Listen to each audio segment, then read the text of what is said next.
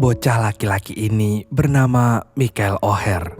Mengingat tubuhnya besar seperti raksasa, Michael pun kerap dipanggil Big Mike. Sejak kecil, Mike hidup luntang-lantung seperti gelandangan. Hal itu dikarenakan dulunya ibunya dipenjara akibat doyan narkoboy. Sementara ayahnya, Mike sama sekali nggak tahu siapa ayah kandungnya. Kehidupan Mike yang miris itulah yang mengantarkannya sebagai anak di bawah perlindungan negara. Mike lalu tinggal bersama orang tua asuh. Dan dari sekian banyak yang mengasuhnya, Mike gak pernah sekalipun merasa betah. Suatu hari saat Mike nginep di rumah temennya, Mike diajakin ayah temennya itu untuk pergi mendaftar ke sebuah sekolah. Mike yang udah kehilangan arah hidup itu hanya bisa ngikut aja. Sesampainya di sekolah, Tony, ayah temannya itu segera menemui guru olahraga yang bernama Bert Cotton. Pas tahu niat Tony yang ingin memasukkan Mike ke sekolah, Cotton pun langsung menolaknya secara mentah-mentah. Mengingat itu bukanlah wewenangnya. Namun Tony terus membujuk Cotton. Ia mengatakan bahwa Mike adalah seorang berlian di bidang keolahragaan. Tony yakin kemampuan Mike itu suatu saat nanti bisa mengharumkan nama sekolah. Dan sewaktu ngelihat permainan basket Mike, Cotton pun langsung terkagum-kagum.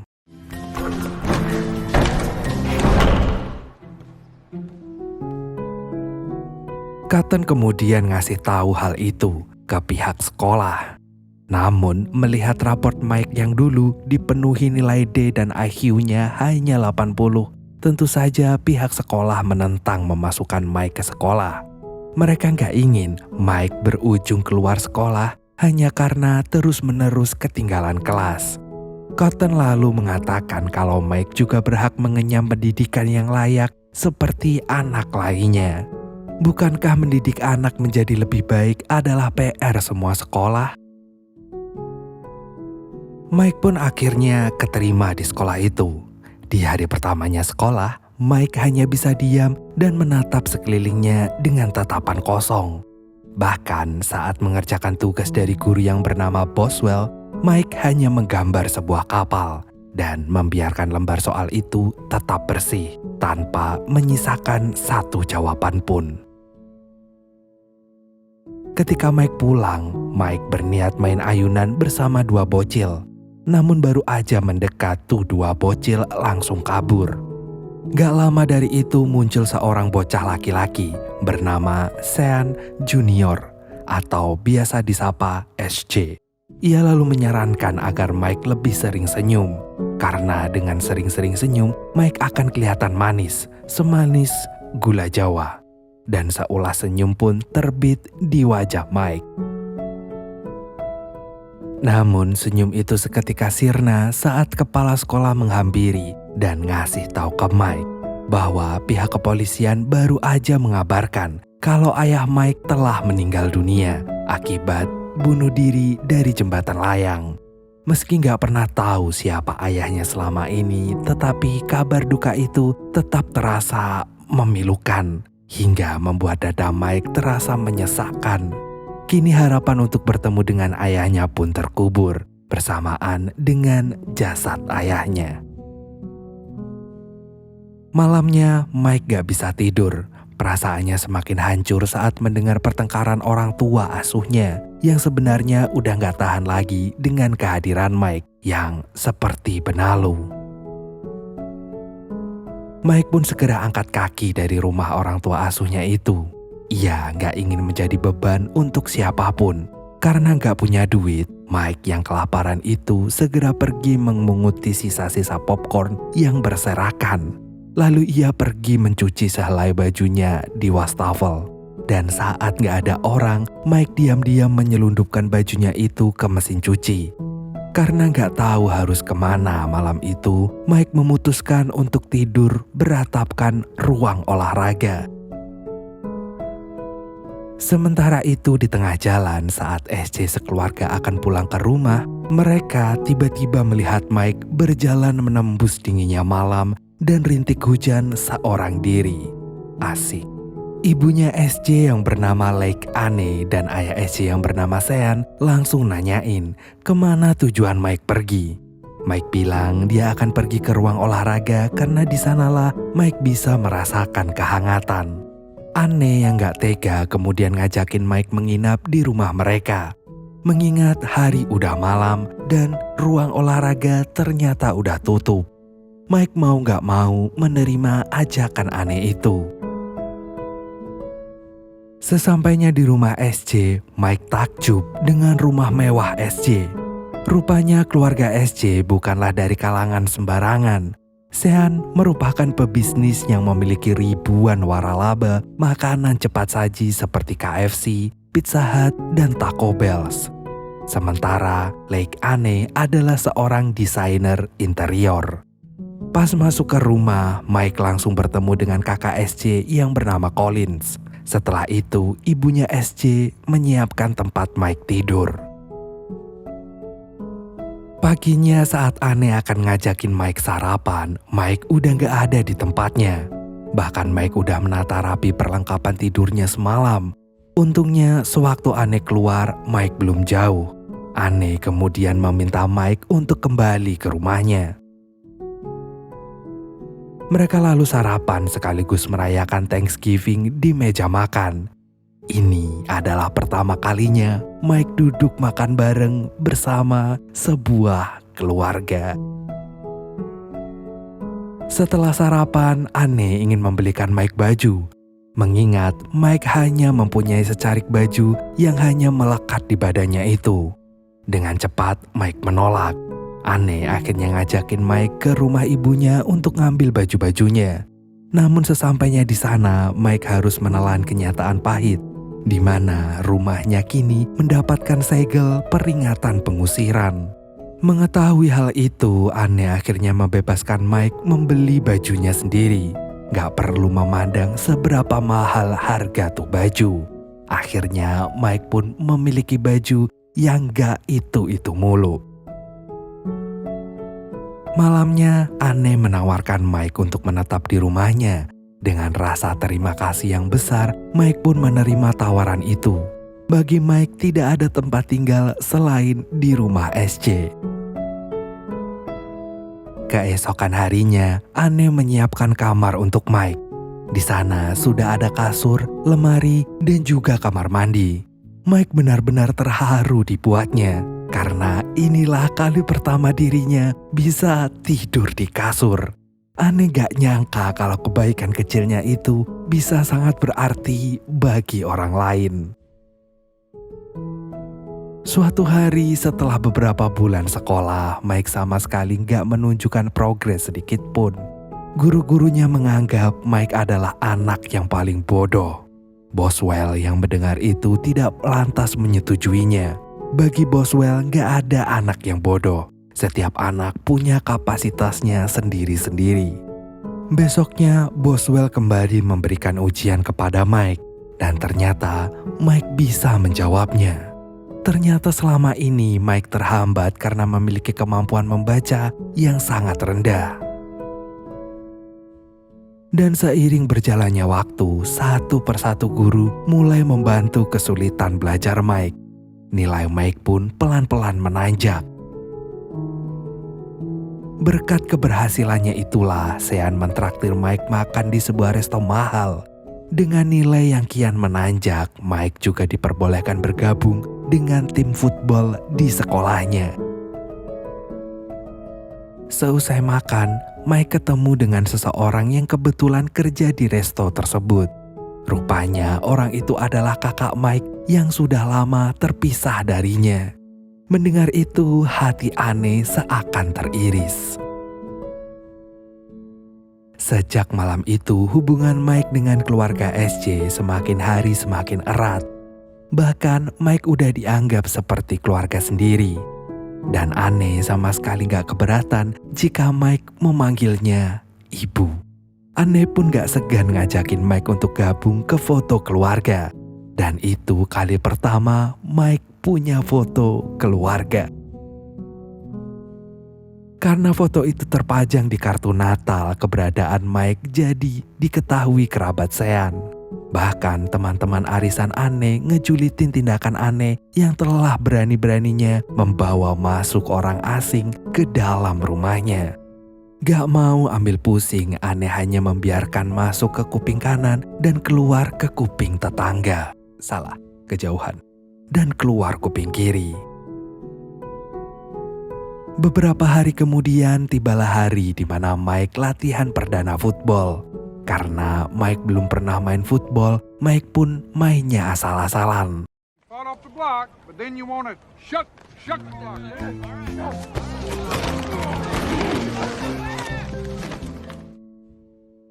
Anne dan Sean meyakinkan Cotton kalau Mike akan menjadi lebih baik lagi saat mendapatkan pelatihan yang lebih intens.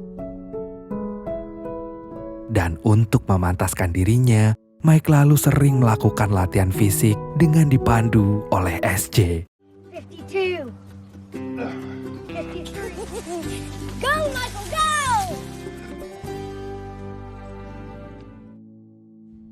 Suatu malam, Lake mengutarakan keinginannya ke Sean bahwa dirinya ingin mengadopsi Mike secara resmi. Tanpa banyak bertele-tele, Sean mengiyakan keinginan istrinya tersebut. Besoknya, Anne segera mengurus berkas adopsinya. Berdasarkan catatan, Mike dipisahkan dari ibunya sewaktu Mike masih berusia 7 tahun. Rupanya ibu Mike memiliki belasan anak, dan dengan mudahnya Anne bisa mengadopsi Mike, mengingat Mike di bawah perlindungan negara. Meski begitu, Anne ingin menemui dan meminta izin untuk mengadopsi Mike ke ibu kandungnya Mike. Anne akhirnya berhasil menemukan ibu Mike. Di situ, Anne mengatakan kalau sampai kapanpun kondisi ibu Mike gak akan pernah tergantikan oleh siapapun. Anne meyakinkan kalau kini hidup Mike sudah sangat terjamin di tangannya. Di rumah, Sean ngasih tahu ke anak-anaknya, termasuk Mike, kalau detik ini Sean dan Anne sudah sah menjadi walinya Mike. Itu artinya Mike resmi menjadi anak angkat mereka. Keesokan paginya, Mike dan SJ pergi menuju toko CD. Saat sedang asik berkaraokean di mobil, tiba-tiba saja mengetahui kabar buruk itu, Anne langsung menyambangi lokasi kecelakaan tersebut. Alhamdulillahnya, SJ nggak mengalami luka yang parah. Hal itu lantaran Mike mengorbankan tangannya hingga terluka, hanya untuk melindungi SJ. Di latihan selanjutnya, melihat permainan Mike yang masih payah, Anne langsung turun tangan. Ia memperingati Mike kalau bermain football, anggap saja Mike sedang melindungi seseorang yang sangat berharga di dalam hidupnya. Dan atas pencerahan dari Anne, Mike dengan cepat bisa mengikuti alur permainannya. Anne lalu ngasih tahu ke Cotton kalau Mike sebenarnya 98% memiliki naluri untuk melindungi. Dan hari pertandingan pun tiba. Sejak awal, pihak lawan terus memberikan tekanan mental pada Mike. Tim Mike pun akhirnya ketinggalan sangat jauh. Namun, di tengah-tengah permainan, Mike tiba-tiba mendapatkan kekuatan dari keluarganya. Ia kemudian mendapatkan kembali ritme permainannya. This team is your family.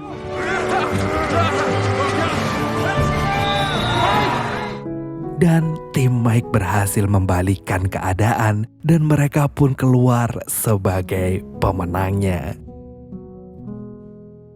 SJ merekam momen pertandingan Mike itu dan segera mengirimkannya ke klub-klub football yang ada di perguruan tinggi. Dan siapa sangka semua klub football itu langsung terkesan dengan permainan Mike dan berniat meminang Mike untuk bergabung ke klub mereka. Para pelatih lalu berbondong-bondong menyaksikan secara langsung bagaimana perjalanan latihan Mike. Mike lalu menunjukkan kemampuannya yang luar biasa itu dan tentu saja aksinya itu sukses mencuri perhatian para pelatih profesional itu. Dan sejak hari itu, berbagai tawaran untuk bergabung ke klub football masuk memenuhi voicemail-nya Anne. Dan itu bisa menjadi tiket untuk mendapatkan beasiswa. Anne sadar kalau nilai akademik Mike sangat tidak memadai untuk lolos mendapatkan beasiswa itu.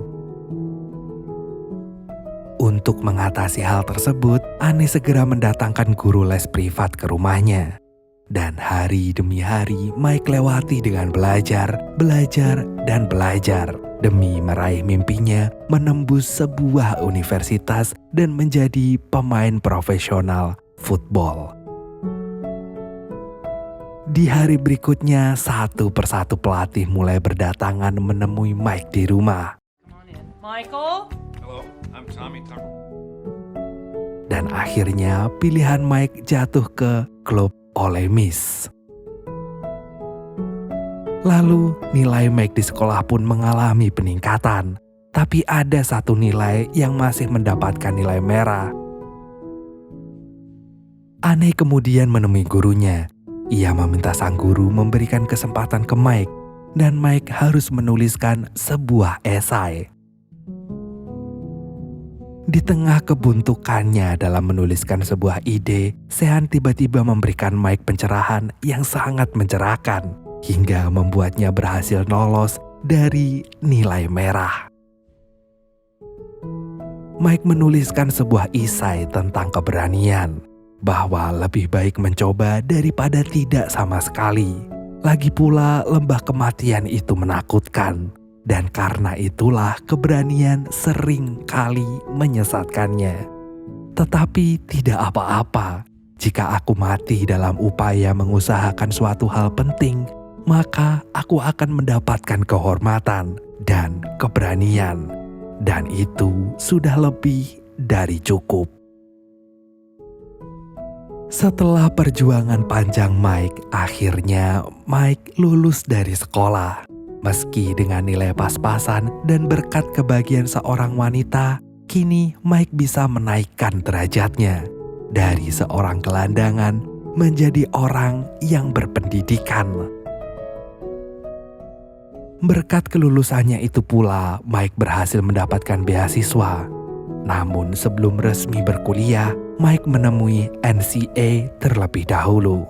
Di sana, Mike diinterogasi banyak hal, terutama tentang kedua orang tua angkatnya dan juga guru privatnya yang ternyata lulusan dari Ole Miss. NCA menduga kalau mereka sengaja memasukkan Mike ke Ole Miss demi keuntungan mereka sendiri. Mengingat selama ini Mike sudah mendapatkan banyak fasilitas dari Sean dan juga Anne. Mendengar semua itu, Mike pun marah dan langsung kabur.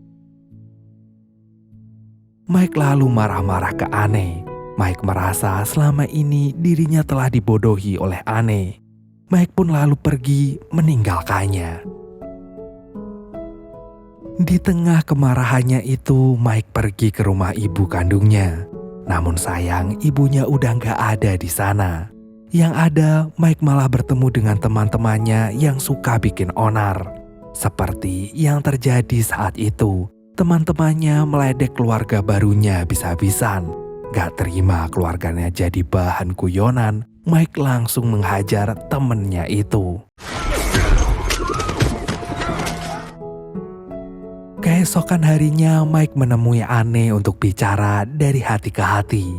Mike sadar kelakuannya kemarin telah sangat keliru. Anne hanya bisa bilang kalau dia gak akan pernah memaksakan anak-anaknya mengikuti setiap kemauannya. Karena yang menjalankan semuanya bukan dirinya, tetapi anak-anaknya itulah. Anne bersumpah akan mendukung apapun keputusan anak-anaknya. Karena itu semua keputusan mereka dan itu adalah hidup mereka.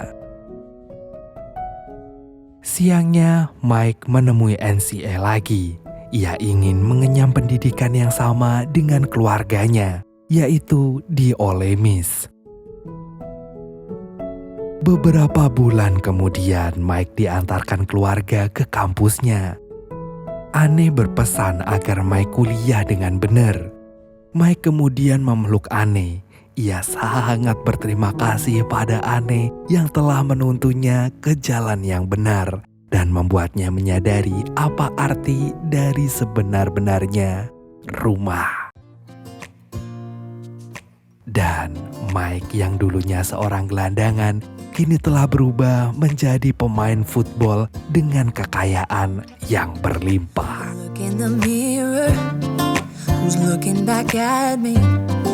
I don't know what happened, guess we weren't meant to be.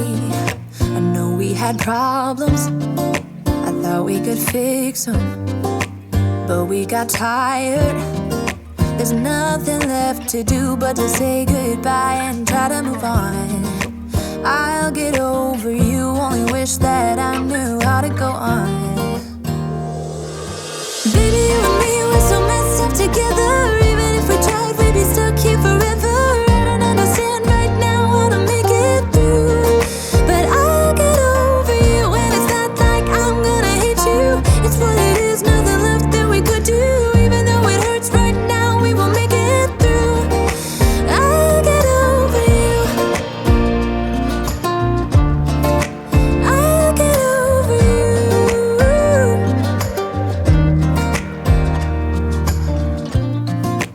Back when I met you, we were like fireworks.